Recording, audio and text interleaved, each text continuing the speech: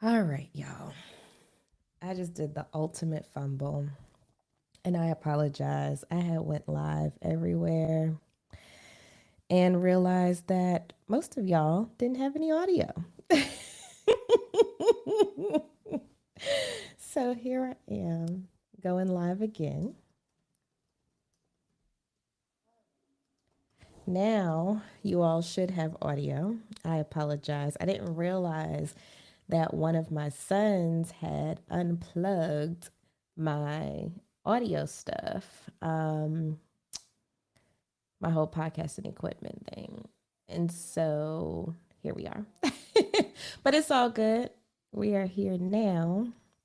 So I'm going to recap everything that I said. So don't worry, you're not going to miss anything. Let me make sure I'm going live everywhere. Ba-ba-da-ba-ba-ba. Let me see. Looks like the only one giving me issues is Facebook. So hold on, y'all. Let me just make sure I get this right. All right. And we'll definitely get into this. Mm-hmm.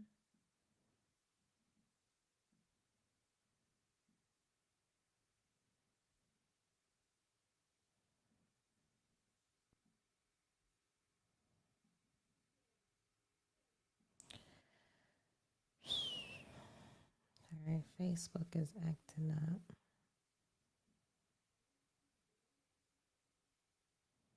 Hmm. See, that's how you know the information about to be good because things aren't acting right today.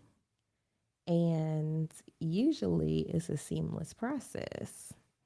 I don't know what's going on, but it's okay. We're going to get it right. I'm going to get it right before I start talking about the good stuff because um, I don't want to have to do this a third time.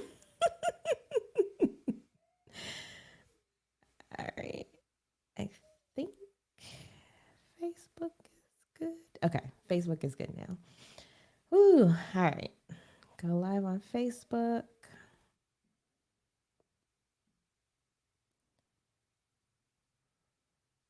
All right. I think we're good everywhere this time. And you all should be able to hear me. If you are watching, can you please do me a favor and just let me know that you can hear me? Because that would be great. Um, so that way I don't have to do this again. I would definitely appreciate that. I would appreciate you. If you are on the live, can you please let me know that you can see and hear me? And while you're doing that, because I definitely have some good information and I want to spread it because it could help someone else.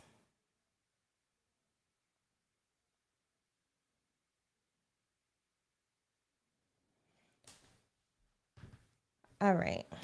So let me go ahead and get into it because I think everybody can see and hear me this time. So let's start off with story time. Okay. So earlier this week, one of my clients, we had one of our, I think it was our second meeting. Okay. And she realized, okay, so with our first meeting, she had got a payday loan that was about $500. Okay. Now, this is important. It was $500, but when we dug into the details, she was going to end up paying $2,000. $2,000. And if you do the math on that, it was about a 600% interest rate. Now, if you're in my Facebook group, we have talked about this, about the payday loans, about the astronomical interest rates that they usually come with, and all of that good stuff. But let me tell you the newest development that made it so much more interesting. So with this meeting, so after our first meeting, we found out about all of that information. I said, you know what, do some research and see if this is even legal in your state, because I just feel like a 600% interest rate should not even be legal. Period. Period. It should just not be legal. So she did her research. Okay. Now let's fast forward to earlier this week.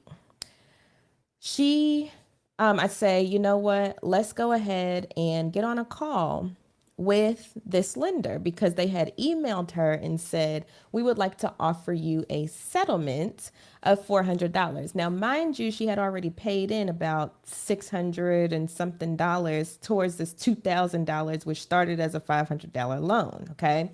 So I said, you know what, let's call them and just get some information about what they're offering, because what we want to know, and this is important for you all too, what you want to know if you're offered a settlement or if you are about to pay off something from your credit report, you want to know if they're going to report to the credit bureaus that it was either A, paid in full, or B, paid off as a settlement. Okay. So those are usually the two different things that you can have on your credit report if you pay off a debt.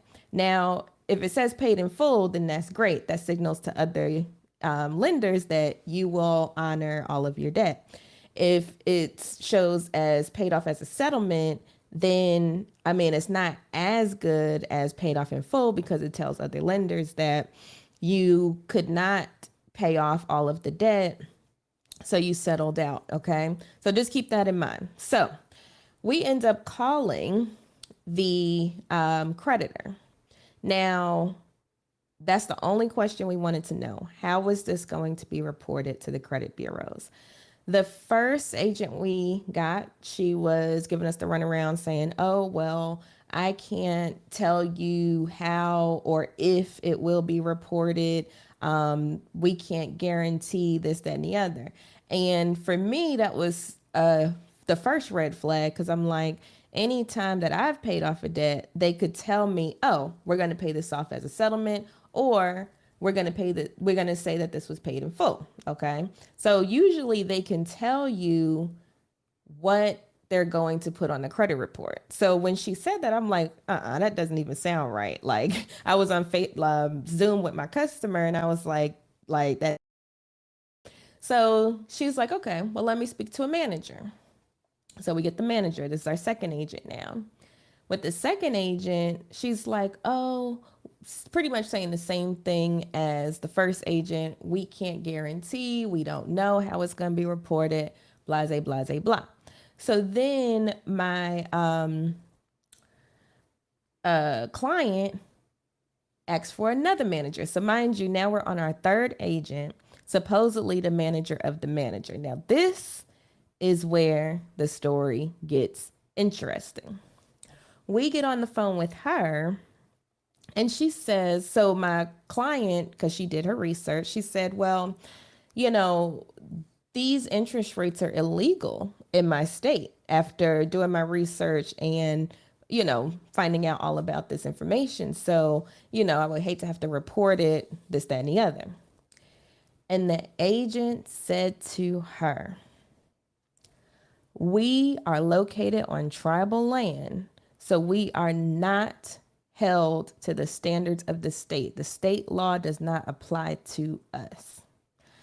And I said, oh, well, that's interesting because they are not held to state law. That means what credit bureaus are they reporting to? Okay. So that's what's going on in my head. My client got livid because she is very like social justice minded. She's like, oh, wow. So y'all are using tribal land just to get over on other minorities, which, you know, that's a whole different topic. But she ended up hanging up. So I said, you know what we need to do is go pull your real credit report. So if you're unaware, you can go to annualcreditreport.com and pull your official credit reports from all three bureaus once a week since COVID. Okay. It used to be once a year, but since COVID broke out, They are now allowing everyone to do it once a week. So you definitely want to keep an eye on that. So we went and we pulled all three. Now, when we pulled all three, we're looking. We do not see this debt on any of the credit reports, which would make sense because, like the agent said, they're on tribal land. They don't even report to the bureaus. So that debt pretty much did not exist in my client's credit world. It just doesn't exist. But yet she thought that she was obligated to pay this company who was clearly getting over $2,000 on a $500 loan. So the moral of the story is, y'all, when you call these creditors, make sure you're asking the right questions, okay? We were asking the right question. How is this going to be reported if I pay it? Super important question to ask. If they give you the hums and highs and all that stuff like we were getting, the second tip is to be persistent.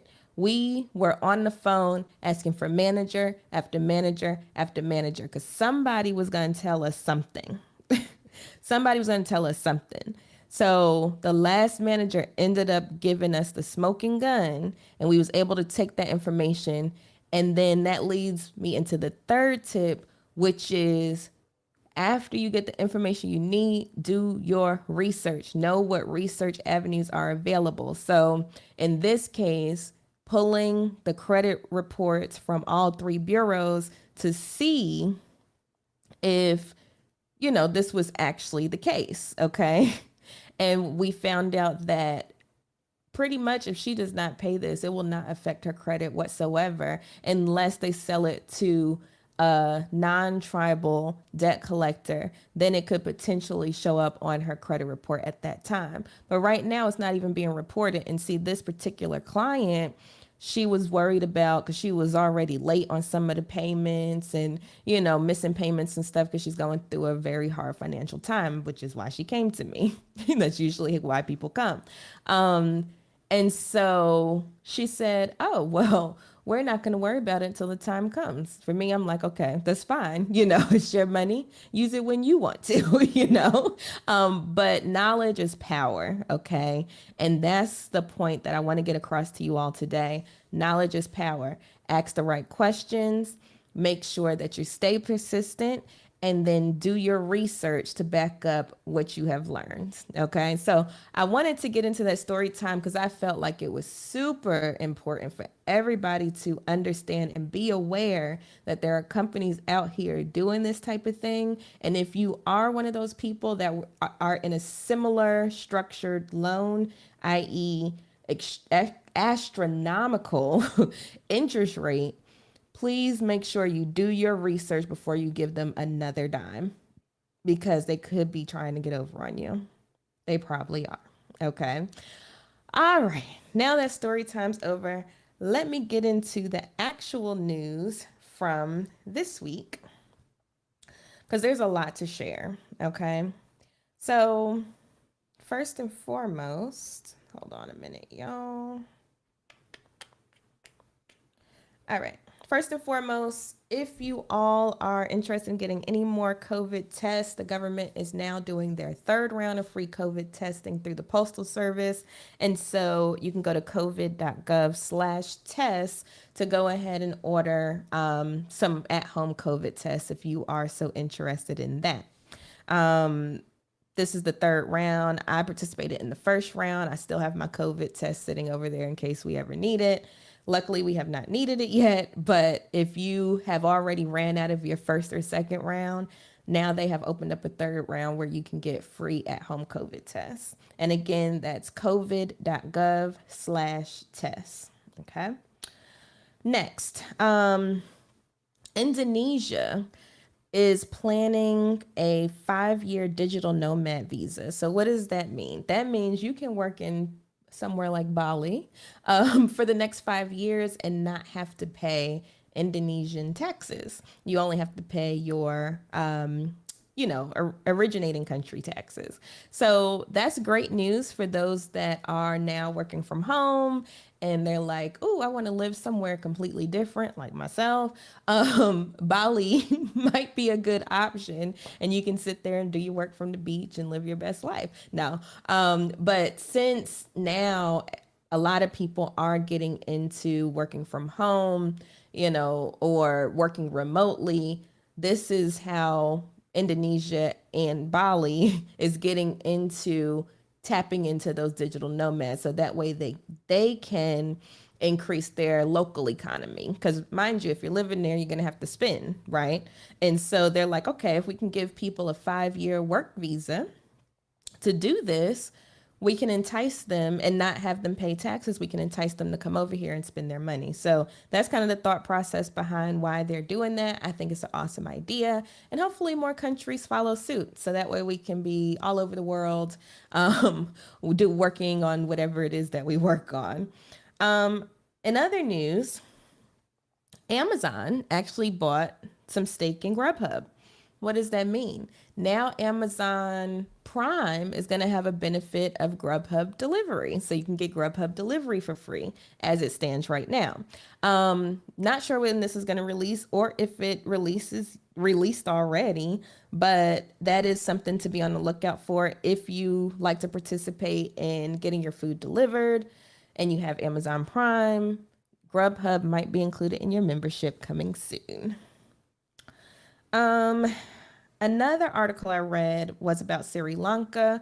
So they are bankrupt. Their prime minister made the announcement on Tuesday because the country is suffering its worst financial crisis in decades. So millions in the South Asian nation are struggling to buy food, medicine, fuel. They had to shut down schools. It's getting really bad over there. So the British government said on Tuesday that it's advising against all but essential travel to Sri Lanka due to the economic crisis, because, of course, if people aren't able to meet their basic necessities, it could get bad. And that's one thing here in America. I'm like, if prices keep going up, the cost of food, gas, all that stuff, we could be facing a similar issue.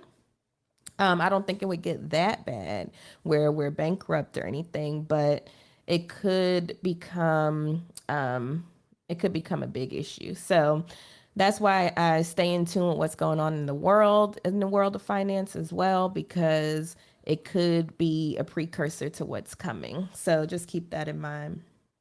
And feel free to drop any questions if you're watching live. I would love to answer them as I'm going through all of this news. If you are an American, in other international news, if you are an American and you are thinking about going to Europe, I have good news for you. Now is your time.